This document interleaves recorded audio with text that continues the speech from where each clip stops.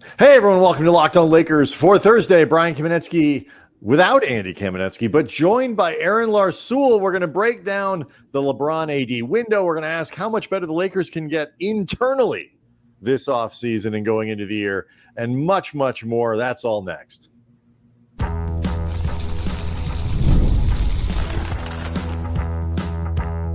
You are Locked On Lakers, your daily Los Angeles Lakers podcast, part of the Locked On Podcast Network, your team every day.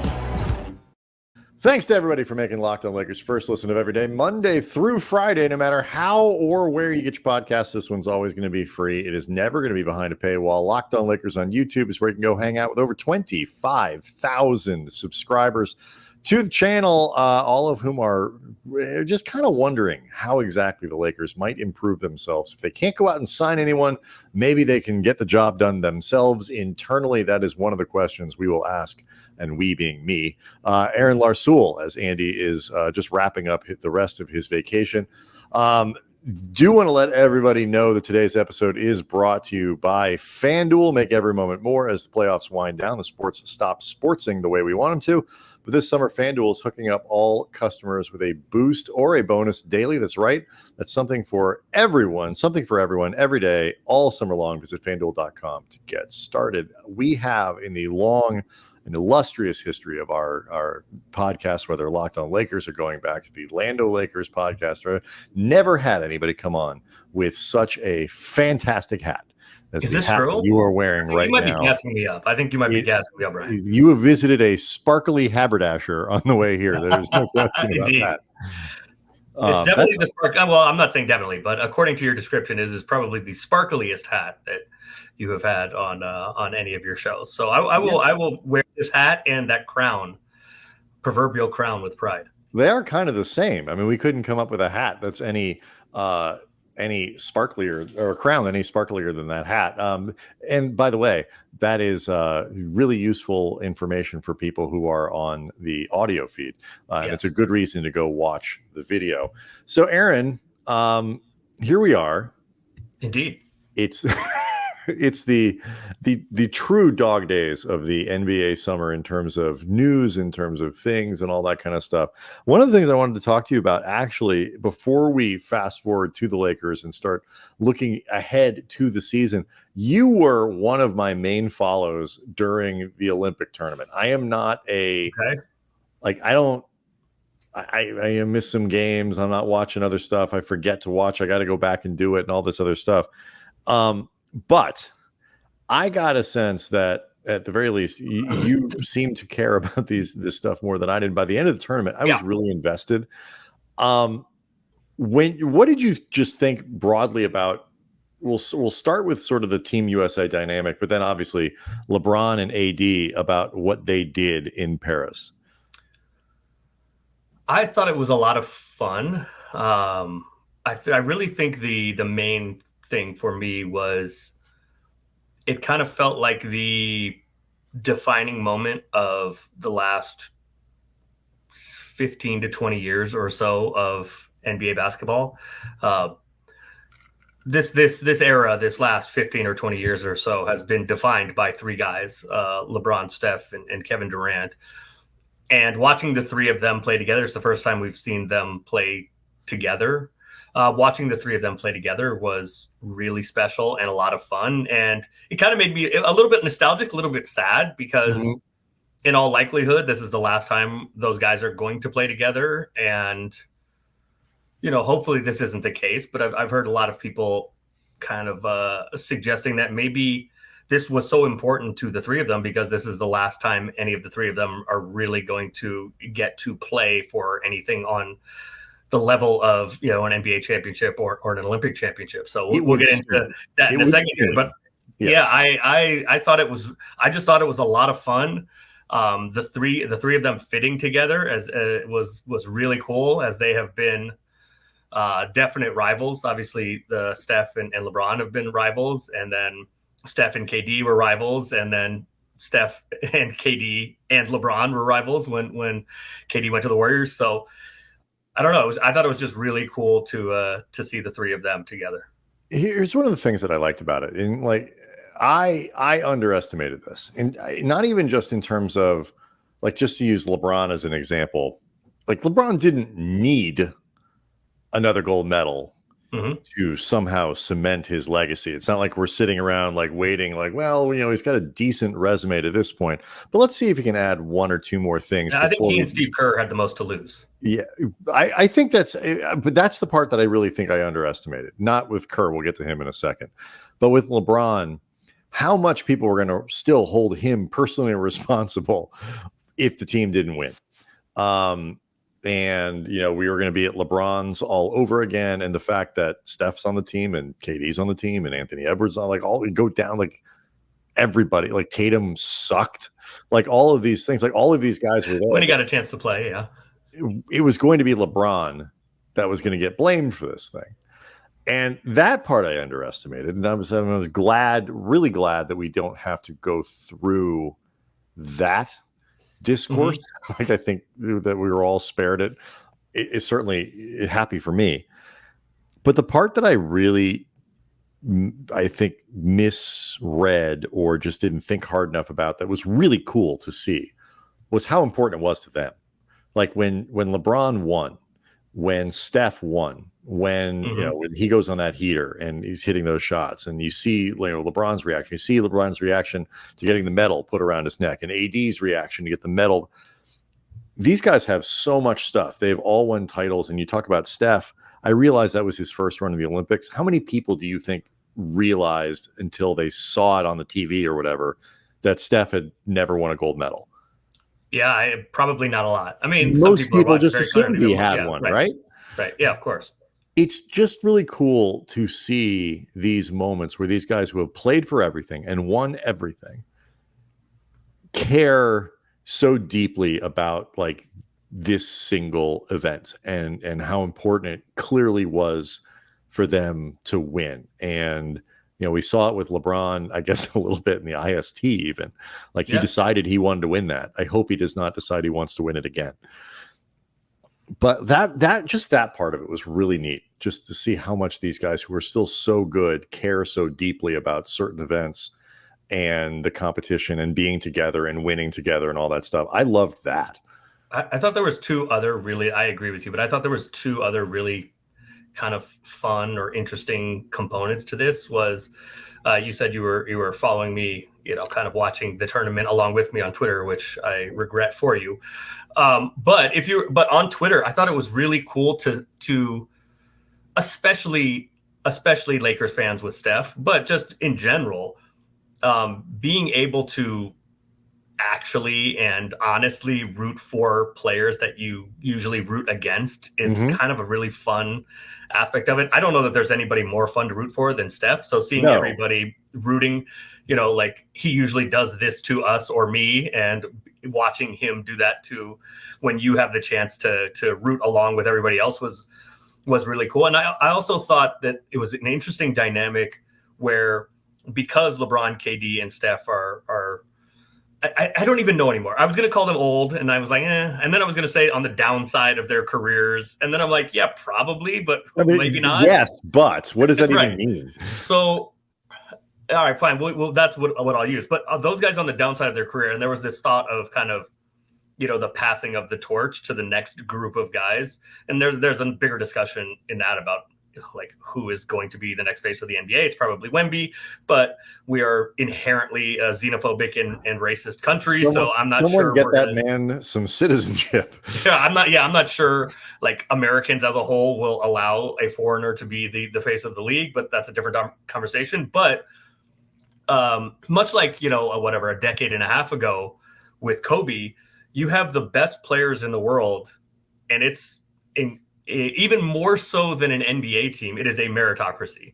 Mm-hmm. Like, they are going to tell you who is in charge, and you can't fake it. And it was LeBron's team. LeBron was the alpha. It was LeBron's team.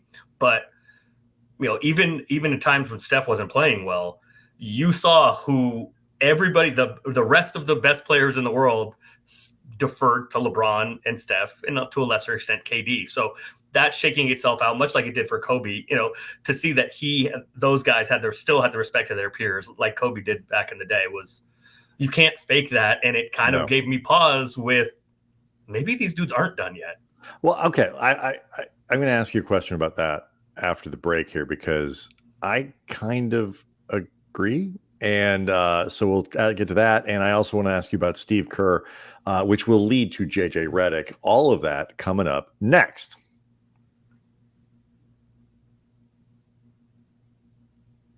Aaron, I love sports.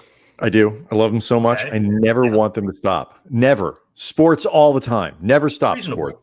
But you know, the playoffs are basically over, and we're in that sort of weird period where nothing's happening, or it feels like nothing happening. But at the very least, we get fewer games, and the sports aren't sportsing like I want them to, like you want them to, like everyone wants them to, like shiny-hatted Cal fans want them to. But FanDuel lets me keep going, keep the sports going whenever I want, and all I have to do is open the app and dream up bets anytime I'm in the mood. This summer, FanDuel is hooking up all customers with a boost or a bonus daily. That's right. It's something for everyone every day all summer long. So head over to FanDuel.com. Start making the most out of your summer, Aaron. It's almost over. Have you my summer has been a dud so far. I need a little FanDuel in my life to you still got time. Yeah. Still got time to make the most of it. Head over to FanDuel.com. Start making the most out of your summer. FanDuel, the official sports betting partner of Major League Baseball. So LeBron said after it was over that he doesn't see himself playing in LA in 2028, the LA Summer Games in 28. Mm-hmm. I watched the way that was played, and I think this is a really interesting question, both for the Team USA and for the Lakers. I'm not seeing the sort of decline, particularly when you think about how a guy like LeBron could fit into that tournament with that structure, where you get, a month and a half to 2 months, depending on where your team goes at the end of the season. You play for 6 games basically, and they're 40-minute games, and you got a lot of protection around. You really only need LeBron to go really hard for like 3 games. There's not been a noticeable decline. He was second team All NBA this year. Or last year, I should say. His statistical output is basically exactly what it is now as it was in year 3 of his career. Like, it's the same, except his 3-point shooting is better. Assuming he doesn't run into injury and he doesn't fall off a cliff production-wise and stuff like that, he could still be the kind of person who could play on an Olympic team 4 years from now. That could be, even if you say it's his last season, I'm going to quit. This is my last season. I'm going to go play the Olympics. That'll be my swan song. Like, I'm not insane for not closing the door on that possibility based on what we've seen over the last couple of years. Brian, you and I have known each other a while. You might be insane for a lot of reasons, but I don't know that's like this is not specifically on the list. No, I guess for those 3 guys, we're talking about LeBron here specifically, but I think the same is true of KD, who I suspect actually will play. And Steph, I think if they want to, I don't care if they're retired. If the 3 of them want to play, there should be a spot for them. And LeBron is at the top of that list. I also think that the international game, the FIBA game, is because you mentioned like the decline that we've seen, and we haven't seen a huge decline. What we have seen a decline in LeBron is his athleticism a little bit. And his ability to do what he does possession after possession after possession after possession. He takes some time off, but the fact that it's a 40-minute game that you referenced, and it's also a slower game. The FIBA game is slower than the NBA game. Team USA was enjoying getting out and running and trying to run. But when they would do that, it was at the expense of the other teams, because that's generally not how FIBA games are played. They're played more in the half court because, frankly, the rest of the world doesn't have the athletes that the United States has. So the game is played, so the game is played slower. And like you're telling me, LeBron couldn't play a Joker role like 4 years from now, play like have the old man YMCA game, directing everything from the high post, and just, he's still going to be 6'9". He's still going to be 250 pounds. He's still going to be strong as hell. He's still going to be the smartest guy on the court. He's still going to be the best passer on the court. I think it makes some sense if he wants to. if he wants to. And I think like I have a harder time picturing KD because I have a harder time picturing KD really staying that healthy. You know, Yeah, just KD like, has nothing else though. KD like has no other interests in life. That's why true. I think he's also the youngest of the three of them. But KD just doesn't care about anything but basketball. He doesn't have a family. I mean, he has his business interests, but like KD is a junkie of basketball, just a hooper junkie in ways that other guys aren't. So, like, what else is KD going to do? I don't know. That's a good point. But I mean, I think part of this for me is projection because what I think we've talked about this before. I found the back half of Kobe's career and like the stuff he would do to stay on the level that he had been at, you know, really until the Achilles injury, more interesting than the beginning of it. Because, you know, as much as Kobe liked to say, I never was a great, like, you won a dunk contest, man. Shut up. You were, you know, supernatural, maybe not the most, but like these are the games that, you know, a guy like he would play with himself to make sure he was at the gym at 4 a.m. every day and all that stuff.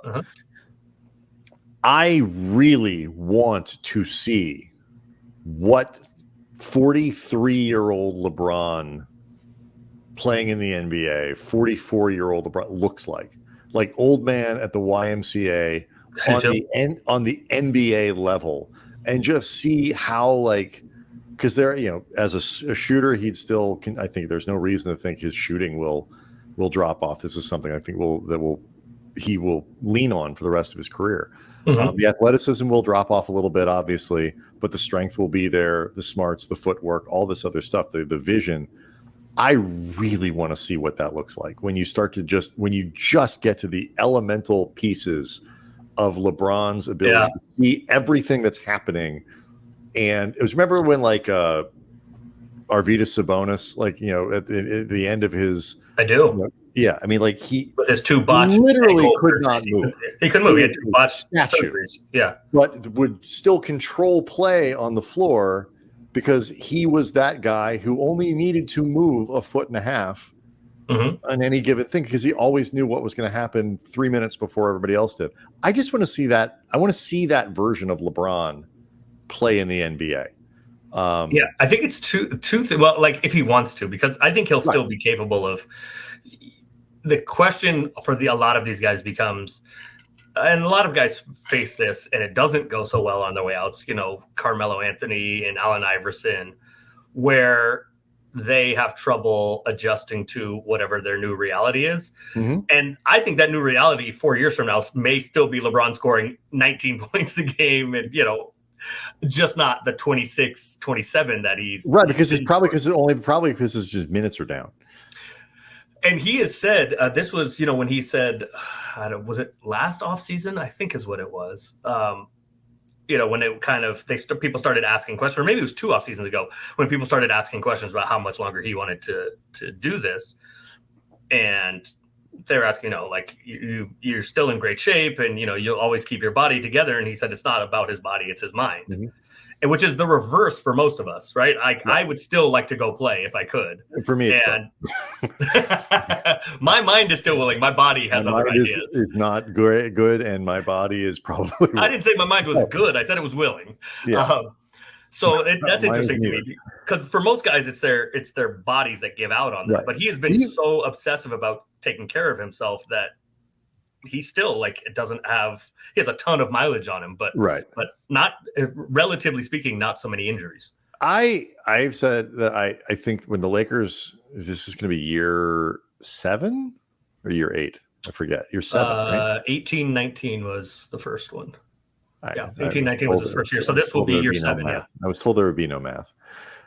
I 100% believe that the Lakers, when they brought him in, or when he brought himself in and the Lakers cleared the runway, did not expect him to be this good still at 40. No, it was impossible. I don't think they believe that. I don't think they expected it. And I actually think it's made their lives it's benefited the Lakers, but it's also made their lives enormously more complicated. Do you think LeBron, in the back of his mind, expected to still be this good when he showed up in LA 7 years ago? If he's being fully honest with himself? That's a great question. And my immediate answer would be yes, because like these dudes have to have such belief in themselves that I think LeBron, now whether he's correct or not, I think LeBron would honestly tell you he thinks he could play at this level till he's 50, probably. Whether that's true or not, I Barring doubt. major injury, Maybe, yeah. That's I think like he could absolutely be a very effective NBA player. There's no precedent for this. There's no roadmap. So yeah, to say that the Lakers didn't suspect that LeBron would still be this, whatever, 6 or 7 years later is, I mean, yeah, because no one ever has. It seems impossible. And that was the thing watching the Olympics. You're like, he was many times he was the best athlete on the floor. Like this, it's just like he's an alien. This doesn't happen. But that's my off the cuff answer. But then also, like, LeBron is incredibly smart and it knows like how all of this works and how all the pieces fit together. So if there was somebody who could both have like an incredible ego about how good they are and, an incredible belief in themselves and have a pretty honest perspective about those things, it would probably be him. So I guess I don't know is the best way to answer that. I don't either. And I don't think you'd get a straight answer from him, but it's something that I'm curious about. A little bit about AD and the value of this tournament for him. We'll talk a little bit about some of the supporting Lakers and what has been a slow off season. All that in the final segment coming up next.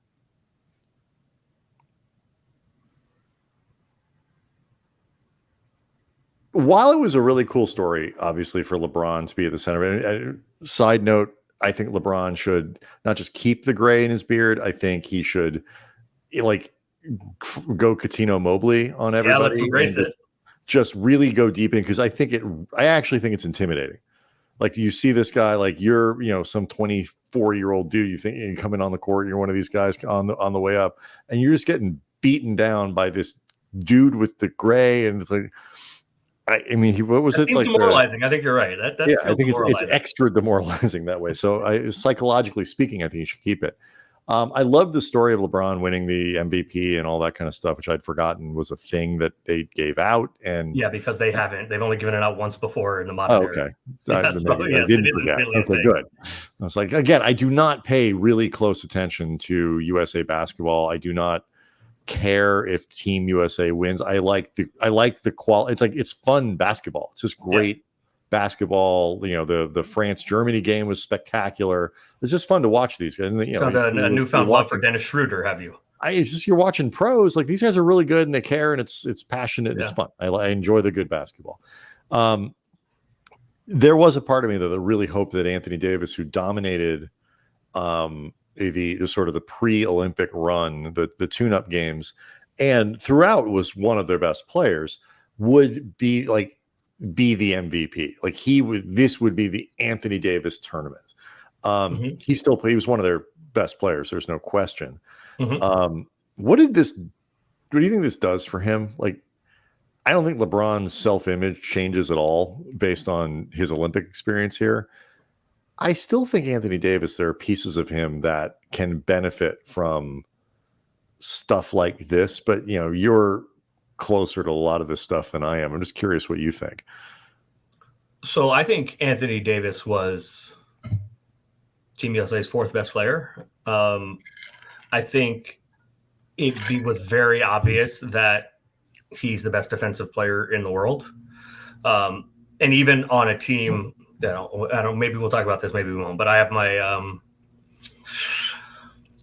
have my disagreements with some of Steve Kerr's coaching going back 8 years or so. But he obviously, part of what I found so entertaining about finding you on Twitter is like, it's just most of social media was screaming at Steve Kerr throughout the tournament. But I knew you came by it more honestly than everybody else. Yeah, I've been doing this for 8 years. You've been screaming at him for years. Yes. And you know what? I don't know. Maybe I should feel bad about it because he's one of like the best dudes around. Anyway. So his decision on a team with two other all-world defensive centers AD was the choice down the stretch. He was the closing center. He should have started, but he was the closing center ahead of Bam, who's a hell of a defensive player, and Embiid, who in the NBA is a damn good defensive player. I'm not a huge Embiid fan, but so that should instill confidence. I think AD was their fourth best player.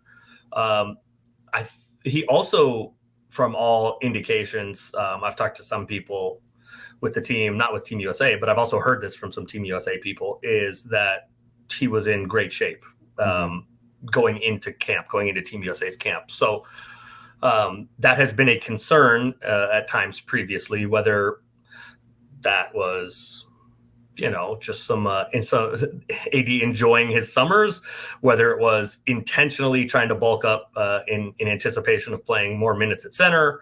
Some people have. Did he look thinner to you? I know that was a lot of. He looked the same to me, but he looked the same to me. But he was in really good shape.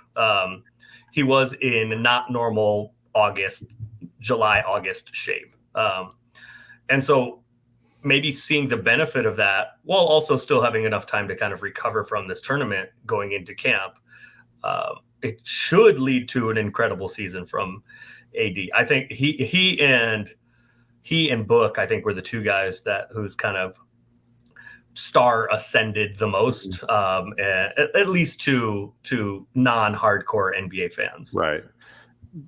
Any concern over carryover? I mean, it's not, these guys are working out, they're playing stuff, they're doing things all throughout the summer. And like the idea they'd be sitting on their, on their butts, just, not doing anything isn't right.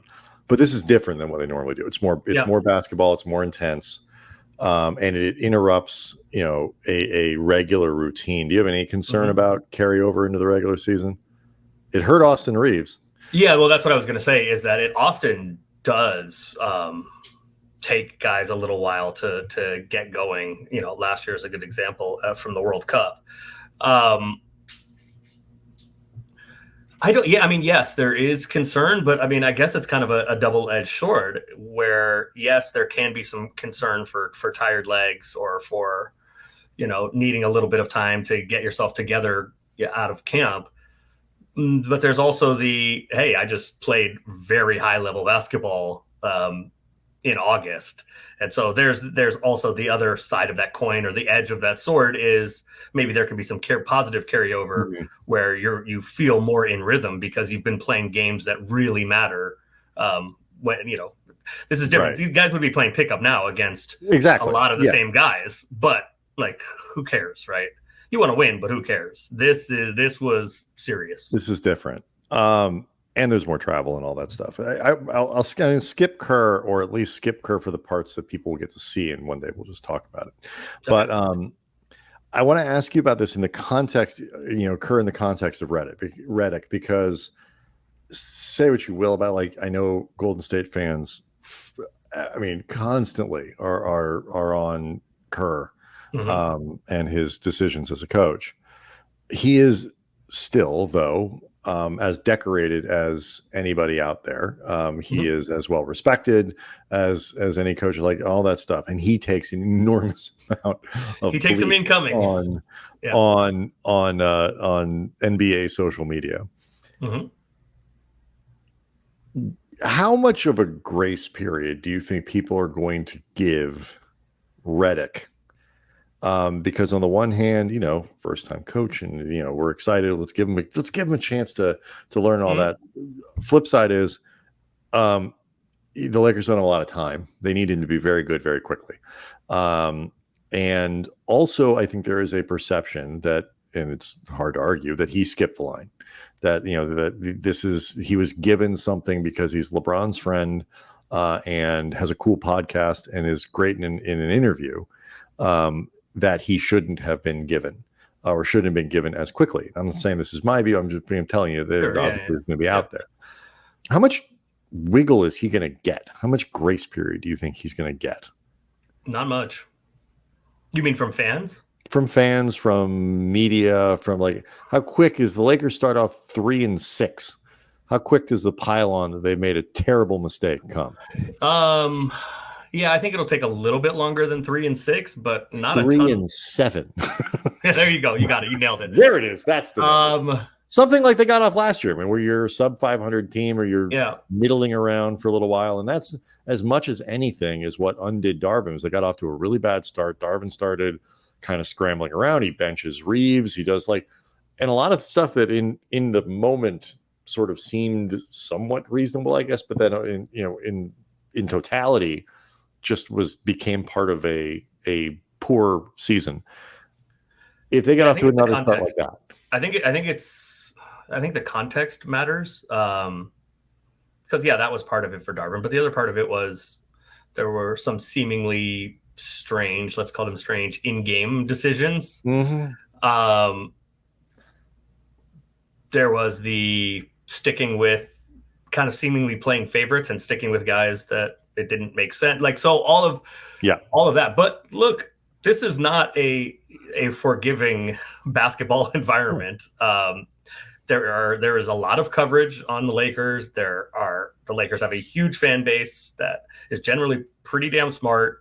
And, for all the flack that LA gets, LA sports fans get about showing up late and leaving early to avoid traffic and, kind of laissez-faire, who cares? Lakers fans care. Lakers fans care. Thank you for saving me time on the edit button. Yes. Lakers fans care. So, I think, and they're smart. they know the game. They pay attention. So I think, I think he'll get some grace as long as, at least to fans, what the decisions that he is making are defensible. Mm-hmm. But as soon as it's why, whatever, why did LeBron sub out here, or why didn't you challenge that, or if he has a couple, 2 or 3 big ones of those, and the Lakers are 16 and 24 or something, he's going to be tearing it. Yeah, I'm obviously not rooting for that. I think if anybody can make this work, I think he's got as good a chance as any. What they're asking him to do, not to become a good coach, because I think he could become a good coach as much a good chance as any first-time head coach has to become the question is, can he be a really good head coach? Can he be 3 or 4 games better than Darvin Ham now with the same team? It's the same team. Except, yes, you're that is factually correct. I guess my pushback on that would be, irrespective of how good JJ is at the start, and I do think JJ is going to be really good. Mm-hmm. I think he's going to be a really good head coach. I think the question as it matters to the Lakers, is he going to be a really good head coach in year 1 and 2 and 3, as opposed to he's a really good head coach in year 10. And that doesn't happen incredibly often. It's not that it's never happened, but it doesn't happen incredibly often. But putting that aside, there's a very credible argument that can be made that the Lakers could be 3 or 4 or 5 games better just because of not Darvin, right? Just playing the Lakers' best players as opposed to not necessarily their best players, and embed their best combinations could definitely lead to it. And that's that put tactics and strategy and all of that aside. Just the Lakers playing the right guys could. It's less about Redick having to be a +3, +4, +5 as just it is being a neutral, and then Darvin was a minus. Is it interesting way of looking at it? The pushback on that is, that LeBron and AD were pretty damn healthy last year, but Vando didn't play a ton. Rui was hurt a lot, and Gabe hardly played at all. So I don't know. There's a lot of moving parts. That's for sure. Thanks again for making Locked On Lakers your first listen today. Go check out the Locked On NBA podcast where the season never ends, providing national expertise with a local perspective. You can find the link to Locked On NBA in the description, so you don't need to search for it. Part of the Locked On Podcast Network, your team every day. Aaron, thank you as always for coming on. It is always appreciated when you give us your time. So it's good to see you, and let's do it again. My pleasure. Anytime, brother.